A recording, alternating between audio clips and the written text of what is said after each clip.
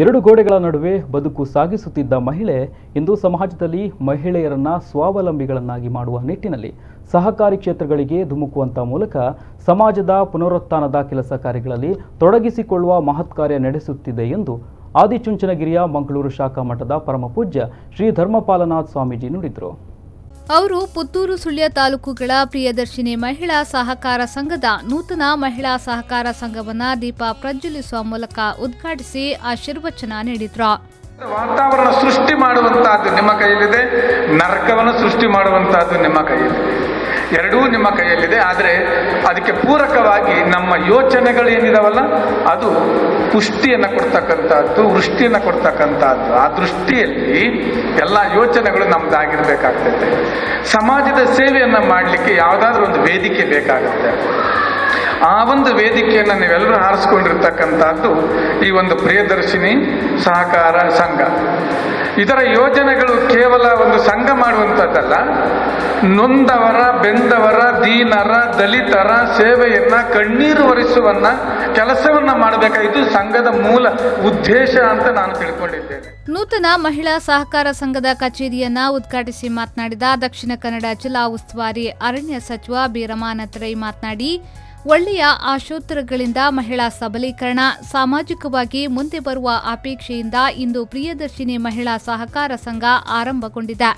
ಮಹಿಳೆಗೆ ಸ್ವಾಭಿಮಾನ ಬದುಕು ಸಿಕ್ಕಿದಾಗ ತನ್ನ ಜೊತೆ ಸಮಾಜವು ಎತ್ತರಕ್ಕೆ ಬೆಳೆಯಲು ಸಾಧ್ಯ. ಇದು ಈ ಮಹಿಳಾ ಸಹಕಾರ ಸಂಘದಿಂದ ಆಗಬೇಕಾಗಿದೆ. ಈ ನಿಟ್ಟಿನಲ್ಲಿ ಸಂಘ ಎತ್ತರಕ್ಕೆ ಬೆಳೆಯಲಿ ಎಂದು ಹಾರೈಸಿದ್ರು.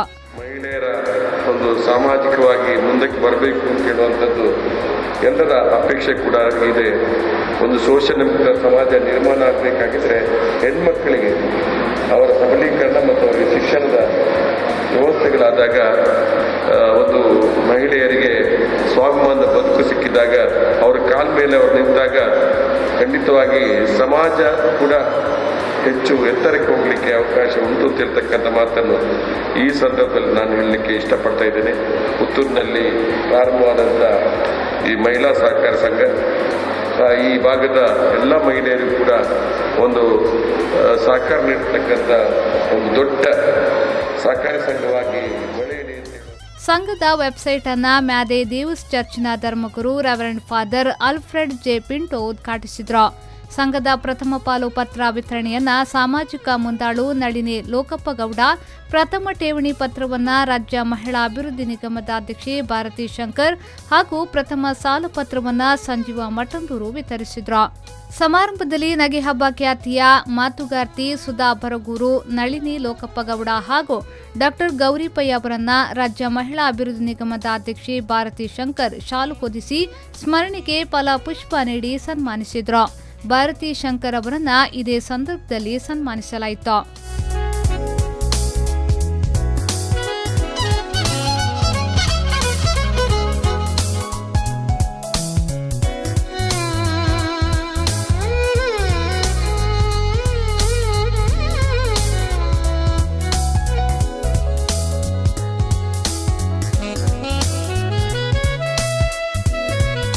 ಸಮಾರಂಭದಲ್ಲಿ ಮುಖ್ಯ ಅತಿಥಿಗಳಾಗಿ ಪುತ್ತೂರು ಒಕ್ಕಲಿಗ ಸಂಘದ ಗೌರವಾಧ್ಯಕ್ಷ ಸಂಜೀವ ಮಠಂದೂರು, ಡಿಸಿಸಿ ಬ್ಯಾಂಕ್ ನಿರ್ದೇಶಕ ಎಸ್ಪಿ ಜಯರಾಮ್ ರೈ, ರಾಜ್ಯ ಅರೆಭಾಷೆ ಅಕಾಡೆಮಿಯ ಸದಸ್ಯರಾದ ಮಾಧವ್ ಗೌಡ, ಚಿದಾನಂದ ಬೈಲಾಡಿ, ಭಾರತೀಯ ರಿಸರ್ವ್ ಬ್ಯಾಂಕ್ ಉತ್ತರ ವಲಯ ಮಾಜಿ ನಿರ್ದೇಶಕ ನವೀನ್ ಭಂಡಾರಿ, ಹಿರಿಯ ವೈದ್ಯೆ ಡಾಕ್ಟರ್ ಗೌರಿ ಪೈ ಪಾಲ್ಗೊಂಡು ಶುಭ ಹಾರೈಸಿದ್ರು.